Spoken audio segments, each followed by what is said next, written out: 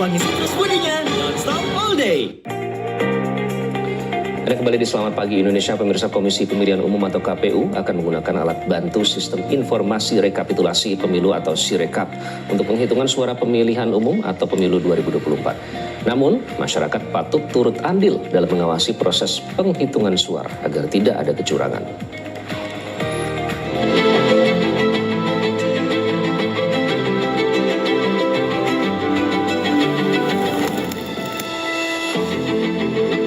Pencoblosan tinggal menghitung hari. Komisi Pemilihan Umum atau KPU sebagai penyelenggara pemilu telah mempersiapkan segala hal untuk menunjang kelancaran pemilihan umum 2024. KPU menggunakan Sirekap untuk melakukan proses perhitungan suara menggantikan Sistem Informasi Perhitungan Suara atau SITUM yang digunakan pada pemilu 2019. Sirekap akan membaca perhitungan suara yang tercatat dalam formulir C1 Plano. Nantinya, data yang dapat dilihat publik di Sirekap tak lagi data berupa foto mentah formulir sebagaimana di Situng dulu, melainkan data numerik. Hasil perhitungan suara tetap akan direkapitulasi secara berjenjang, mulai dari PPK, KPU Kabupaten Kota, KPU Provinsi, hingga KPU Republik Indonesia. Tak dipungkiri aplikasi Sirekap sempat menjadi sorotan publik. Pasalnya, beredar isu bahwa hasil perhitungan suara di TPS tak bisa diakses publik, yang justru dianggap memundurkan proses demokrasi. Namun Komisioner KPU RI Betty Epsilon menjelaskan aplikasi Sirekap hanya alat bantu perhitungan suara saja. Pihak KPU memastikan hasil dari Sirekap ini nantinya dapat diakses oleh masyarakat umum. Masyarakat dapat mengakses hasilnya melalui website infopemilu.kpu.go.id. Mengawal hasil perhitungan suara turut disinggung ketiga Capres Pilpres 2024. Capres nomor urut 1 Anies Baswedan meminta kepada para pendukungnya untuk tidak sekedar mencoblos pada 14 Februari mendatang. Anies berharap para pendukungnya kembali lagi ke TPS usai mencoblos untuk mengawal prosesi perhitungan suara. Siapkah untuk mengawasi dengan sepenuh hati? Siapkah untuk bisa menjangkau semua dengan sepenuh hati? Saudara sekalian, perubahan ini tidak akan datang begitu saja. Perubahan ini harus kita perjuangkan sampai tuntas. Insya Allah, 4 hari ke depan adalah 4 hari yang penuh dengan kemudahan. Dan semoga 14 Februari akan kita rayakan, akan kita syukuri, dan kita bisa menyebut sebagai Hari Perubahan Indonesia. Capres nomor urut 2 Prabowo Subianto turut mengajak pendukungnya untuk mengawal proses perhitungan suara. Harus datang ke TPS semuanya, berbondong-bondong, ini hak kedaulatan rakyat harus dijalankan. Dan ya, kita menyongsong demokrasi, kita menyongsong pelaksanaan kedaulatan rakyat. Hal senada turut disampaikan Capres nomor urut 3 Ganjar Pranowo yang mengajak para pendukungnya untuk menjaga proses perhitungan suara. Insya Allah, TNI, Polri, ASN, penyelenggara pemilu semua juga akan netral. Semua akan netral. Ibu bapak sekalian, terima kasih. Jaga TPS kita, jaga penghitungan suaranya sampai kemudian kita bisa menentukan. Insya Allah, suara rakyat, suara panjenengan adalah suara Tuhan. Sebanyak 204 juta pemilih akan memberikan hak suaranya pada 14 Februari mendatang. Maka, mengawal hasil pemilu sepatutnya menjadi kewajiban setiap orang agar tak melahirkan hasil pemilu yang curang. Tim Liputan, Metro TV. Ya, dan pemirsa, terkait dengan penyelenggaraan pemilu. Komisi Pemilihan Umum sebagai penyelenggara telah melakukan berbagai persiapan termasuk dalam proses penghitungan suara yang akan menggunakan aplikasi Sirekap. Lalu bagaimana KPU mengantisipasi jika terjadi serangan terhadap aplikasi Sirekap ini karena muncul kekhawatiran aplikasi tersebut bisa saja dibobol. Dan kita akan membahasnya dengan Komisioner KPU Republik Indonesia, Idam Holik. Mas Idam, selamat pagi. Selamat pagi, Mas. Ya, kemudian ada Program Officer Perludem, Heroik M. Pratama. Bang Heroik, selamat pagi. Selamat pagi Mas, selamat pagi semua. Dan kemudian ada pakar siber dari Lembaga Riset Siber Indonesia atau SISREK, Pratama Dahlian Persada. Bang Pratama, selamat pagi. Selamat pagi Mas Iqbal, Pak Idam, Mas Heroik. Ya, Mas Idam, proses pemungutan suara tinggal menghitung hari. Mas Idam ini kerjanya akan semakin keras. Nanti bagaimana persiapan KPU sejauh ini, Mas Idam, untuk perhitungan suara nanti? Kami terus memaksimalkan dalam rangka memastikan bahwa hari pemungutan suara Rabu 14 Februari 2024 berjalan lancar. Jadi hari ini kita terus maksimalkan upaya mempersiapkan persiapan pemungutan suara di TPS. Dan sebelum saya menjelaskan yang lainnya, saya ingin meluruskan informasi yang tadi telah disampaikan bahwa nanti setelah selesai penghitungan suara di TPS, Sirekap digunakan, dan setelah data perolehan suara dalam bentuk capture dan data itu diunggah ke dalam Sirekap, maka nanti itu semua akan ditampilkan dalam info pemilu. Jadi di info pemilu tidak hanya data numerik digital, tetapi juga capture ataupun hasil foto terhadap formulir model C plano, sama seperti waktu situng digunakan dan dipublikasikan. Oke, baik. Nanti perhitungan suara ini mekanismenya akan seperti apa, Mas Idam, tepatnya?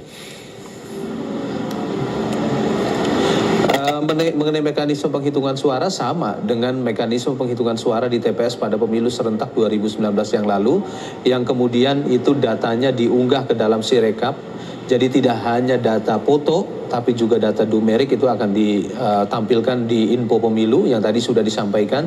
Ya, selanjutnya itu akan dilakukan proses rekapitulasi secara berjenjang, mulai dari PPK, KPU Kabupaten Kota, KIP Kabupaten Kota, KPU Provinsi, dan KIP Aceh, serta KPU Republik Indonesia. Oke, baik.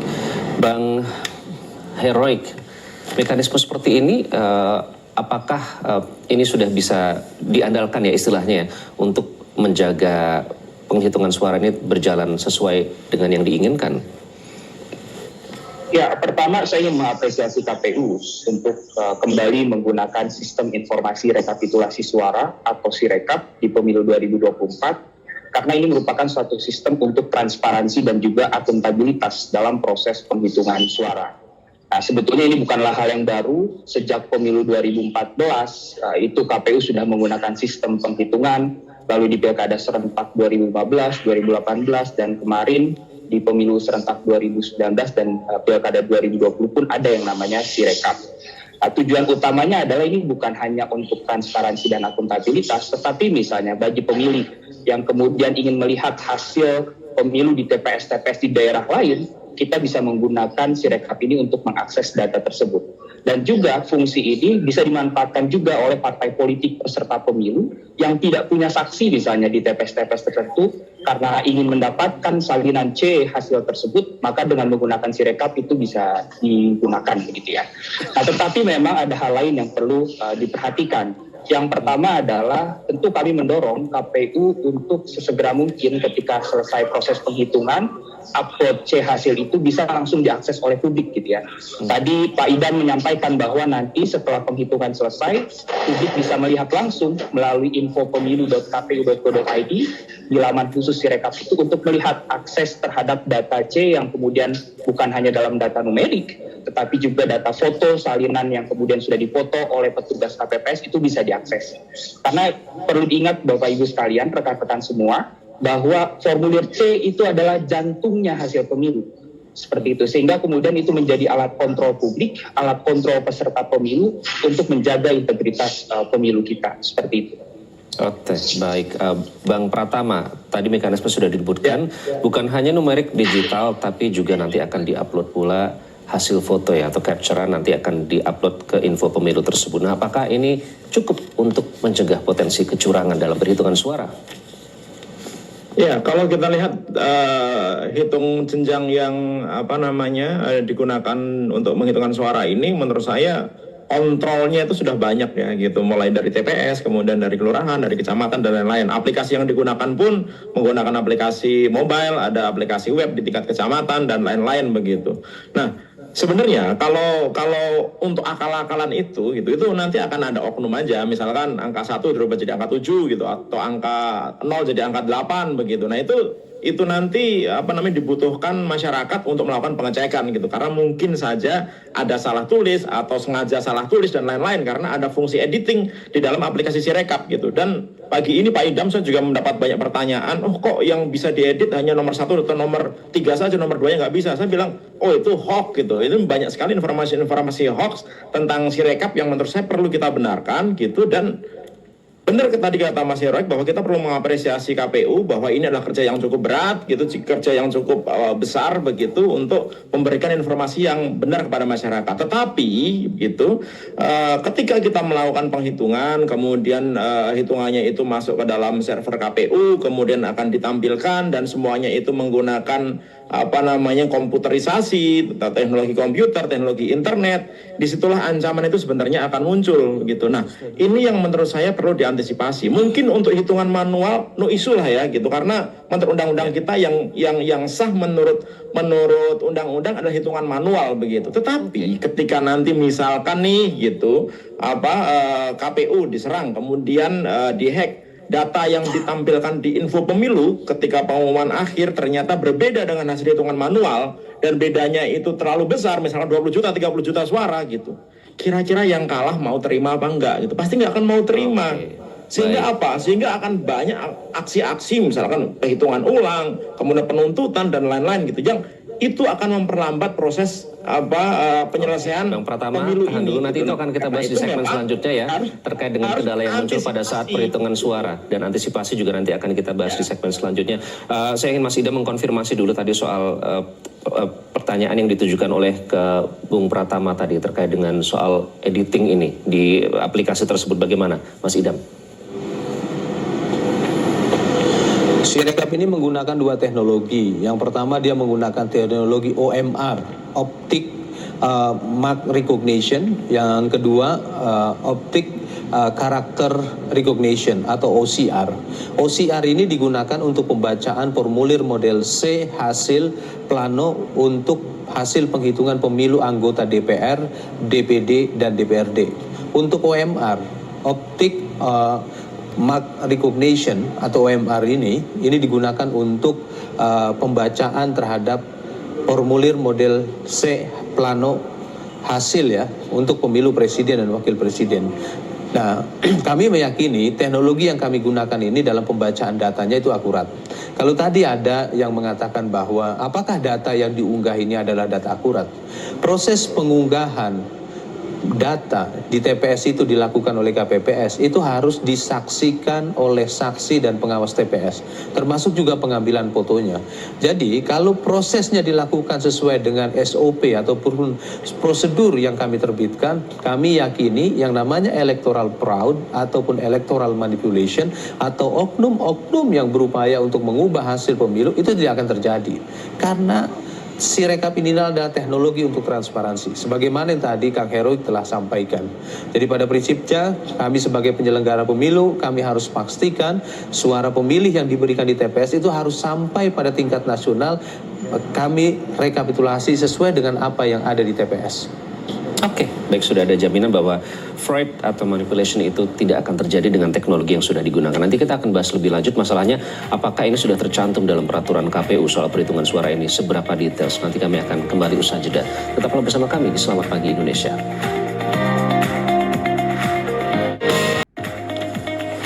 Anda kembali di Selamat Pagi Indonesia, pemirsa, masih membahas terkait dengan soal perhitungan suara nanti pasca pemungutan suara yang akan berlangsung pada 14 Februari yang tinggal menghitung hari.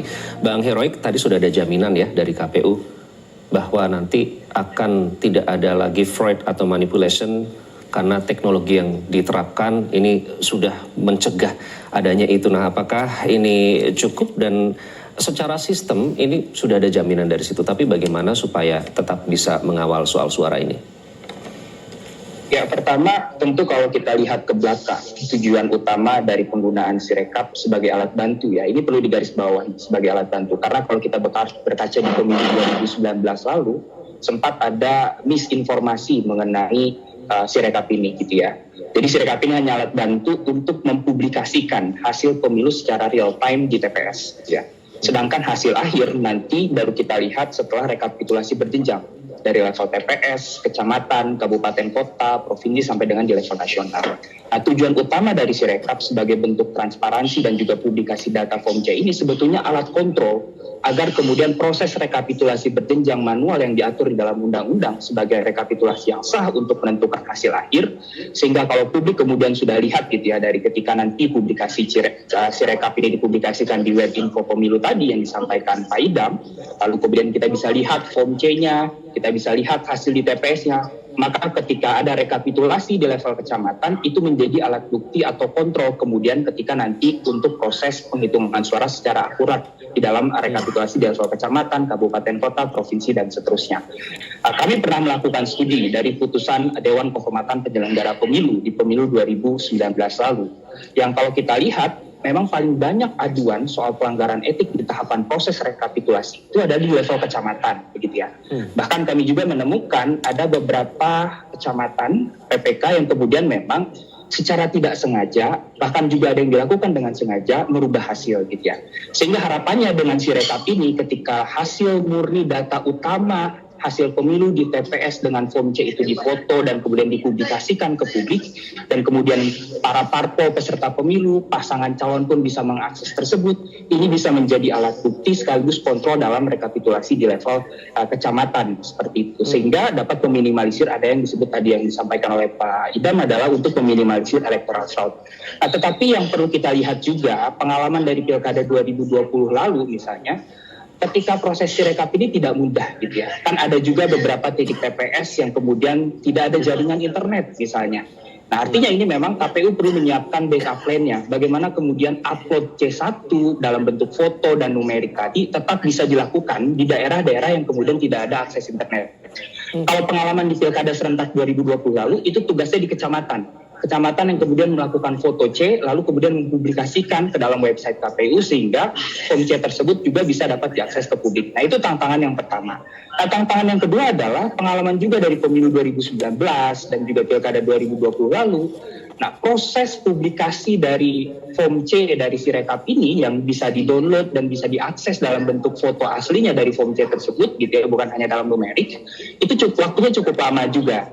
Nah, sehingga tadi saya di awal sampaikan bahwa menjadi penting begitu ya, karena ini adalah bagian dari transparansi dan akuntabilitas, dan harapannya kemudian Form C ini setelah penghitungan suara kemudian bisa langsung diupload di dalam info pemilu yang kemudian bisa diakses oleh publik. Meskipun memang tantangannya adalah salah satunya soal jaringan internet di TPS-TPS yang mungkin ada beberapa TPS yang mengalami kesulitan terhadap jaringan internet tersebut, sehingga kemudian KPU perlu punya backup sistem bagaimana kemudian tetap mengupload C itu, apakah ini ditugaskan di level kecamatan atau di level kabupaten kota untuk tetap mengupload C1 hasil foto tersebut sehingga kemudian publik bisa mengakses dokumen asli hasil penghitungan suara di level TPS tersebut. Seperti itu, Mas.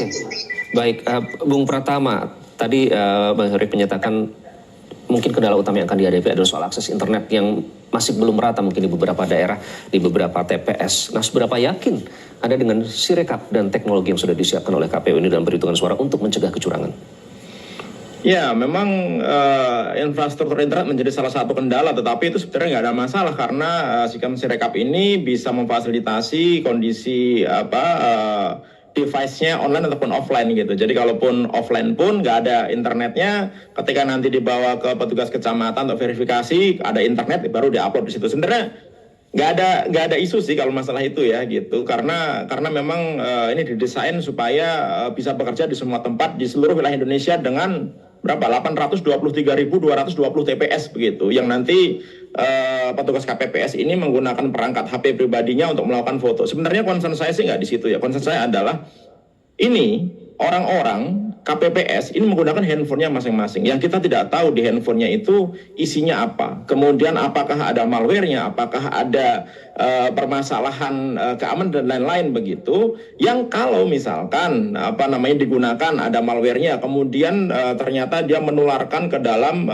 sistem gitu, sehingga membuat sistemnya menjadi down gitu, atau ternyata dia memberikan kontrol akses kepada orang lain gitu menggunakan akses dari si user ini 823.000 handphone KPPS ini untuk masuk ke servernya Sirekap misalkan gitu. Nah, ini yang menurut saya perlu diantisipasi gitu. Memang saya sih yakin gitu KPU sudah melakukan cek, sudah melakukan audit, sudah melakukan assessment dan lain-lain sehingga meyakini bahwa sistem ini aman begitu. Tapi ini masih ada waktu 2 hari lagi ya gitu sampai pencoblosan begitu.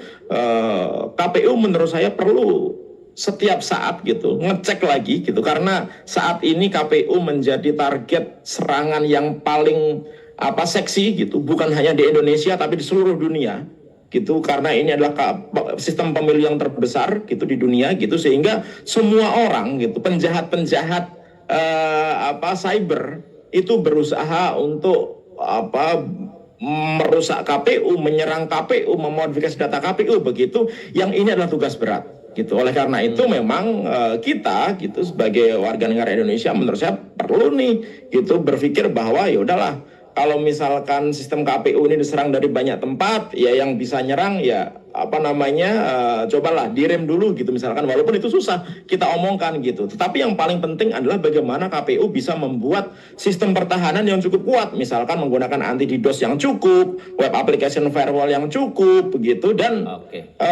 server-server KPU, karena KPU tidak menggunakan server semuanya di on premise ya, ada beberapa server yang ada di luar begitu, itu juga perlu dicek dan diamankan begitu, sehingga kita bisa menjamin bahwa nanti nggak akan ada nih hacker yang mencoba masuk ke dalam sistem KPU, kemudian merekayasa isinya, kemudian mencoba merubah isinya gitu, atau bahkan karena dia nggak bisa merekayasa isinya, nggak bisa merubah isinya, dia ngerusak. Sehingga ketika nanti hasil dari Sirekap mau ditampilkan di info pemilu nggak bisa karena sistemnya down gitu. Nah ini harus kita antisipasi. Sehingga KPU ini memang menjadi satu-satunya institusi yang menjadi acuan seluruh masyarakat Indonesia untuk mengetahui hasil pemilu yang resmi dan sah begitu. Sehingga kita coba tanya langsung, kita konfirmasi Bang Pratama ke KPU terlebih dahulu.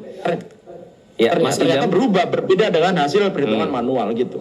Mas Idam, ini sebagai target serangan yang paling seksi katanya tadi dari Bung Pratama, memang ini banyak yang mengincar termasuk para hacker begitu ya. Apakah Anda bisa menjawab kekhawatiran itu terkait dengan ini kan soal bimbingan teknis ya, KPPS petugasnya pakai handphone masing-masing, apalagi kita mengingat sistem pengamanan siber di Indonesia kan masih belum sempurna, jauh dari sempurna begitu ya. Apakah itu sudah diantisipasi oleh KPU?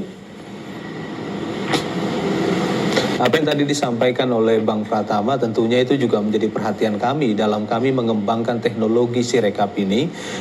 Kami berprinsip cyber security is the first ya. Keamanan siber untuk aplikasi Sirekap ini adalah hal yang utama, dan kami terus berupaya memaksimalkan agar Sirekap ini betul-betul aman.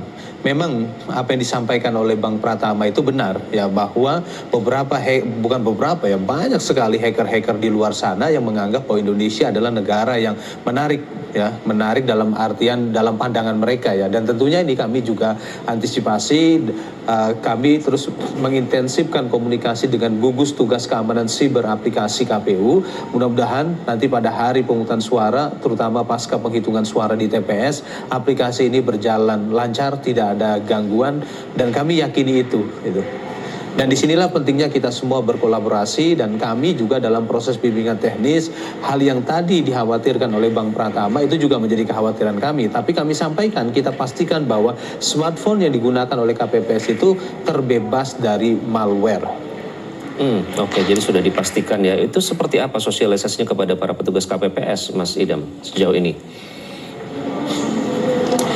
Dahulu di 2019, maksud saya di pemilu serentak 2019, KPU hanya membintek 1 orang dari 7 orang anggota KPPS. Tetapi sekarang ke-7-7-nya anggota KPPS itu kami bintek semuanya. Dari sisi literasi, dari sisi pengetahuan, kami yakini hari ini lebih baik, dan kami juga menerbitkan modul bagaimana Sirekap ini dioperasionalisasikan, sehingga memudahkan bagi KPPS dengan beragam tingkat pendidikan, dengan beragam pengalaman operasionalisasi teknologi komputasi ya. Mudah-mudahan apa yang kami sampaikan baik secara langsung maupun dalam bentuk kegiatan bintek ini dapat dipahami dengan baik, sehingga pada hari pemungutan suara ini berjalan lancar. Dan kami juga perlu sampaikan memastikan dari 83.794 desa di seluruh Indonesia, informasinya baru 83.000 lebih desa di Indonesia memiliki akses internet yang tentunya kualitas jaringannya juga beda-beda. Ada 2G, ada 3G, 3,5, 4G dan lain sebagainya seperti itu. Dan ini juga akan mempengaruhi kualitas pengiriman data ya, kualitas pengiriman data oleh KPPS melalui aplikasi Sirekap. Dan perlu juga kami sampaikan pada kesempatan ini, aplikasi Sirekap ini dapat digunakan dalam kondisi offline sampai nanti ketemu akses internet. Memang yang kami khawatirkan di beberapa daerah di wilayah timur itu ada KPPS yang belum memiliki smartphone. Informasinya demikian. Oke, nah soal teknis ini apakah termuat dalam peraturan KPU, Mas Idam? Apakah ada yang mengatur soal teknis ini? Tadi Mas Heroik sudah menyampaikan bahwa Sirekap adalah teknologi alat bantu. Hal tersebut sudah kami tuangkan dalam peraturan KPU nomor 25 tahun 2023, termasuk juga dalam keputusan KPU nomor 66 tahun 2024. Hal tersebut dari sisi regulasi sudah pasti kami atur. Oke, baik, sudah tercantum di peraturan KPU ya. Bang Heroik, nanti saya mau tanya, meskipun ini sudah ada jaminan dari secara sistem dan juga teknologi, namun untuk mencegah kecurangan, semua paslon menghimbau agar para pendukungnya juga turut berkontribusi mengawal perhitungan suara ini. Nah, bagaimana caranya untuk mencegah kecurangan terjadi sebagai masyarakat yang baru saja menggunakan hak pilih mereka? Nanti kami akan kembali, tetaplah bersama kami di Selamat Pagi Indonesia.